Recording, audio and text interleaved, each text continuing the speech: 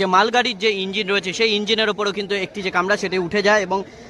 এই যে কামরাগুলি রয়েছে কাঞ্চনজঙ্ঘা এক্সপ্রেসে সেখানে কিন্তু প্রচুর যাত্রীরা তারা ছিলেন।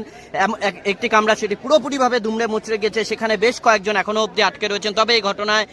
কতজন মৃত বা কতজন আহত সেটা কিন্তু এখনো অবধি স্পষ্ট নয়, কারণ ভয়াবহ ট্রেন দুর্ঘটনা অর্থাৎ কোথায় কোথায় যাত্রীরা আটকে রয়েছেন সেটা কিন্তু স্পষ্ট নয়। যেমনভাবে স্বাভাবিকভাবেই কিন্তু এই ট্রেন দুর্ঘটনায় ফের একবার যে রেলের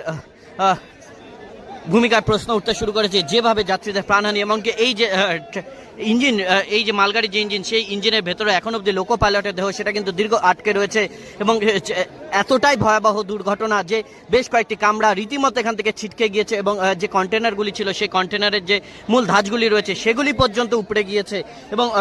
প্রচুর কামরা যেগুলি লাইনচ্যুত হয়ে গেছে। এবং ঘটনার পরে গ্রামবাসীরা তারা কিন্তু ছুটে আসেন এবং রেলের তরফে পরবর্তীতে উদ্ধারকারী দল এসে পৌঁছায় এবং যেভাবে স্থানীয়রা কিন্তু এখানে যারা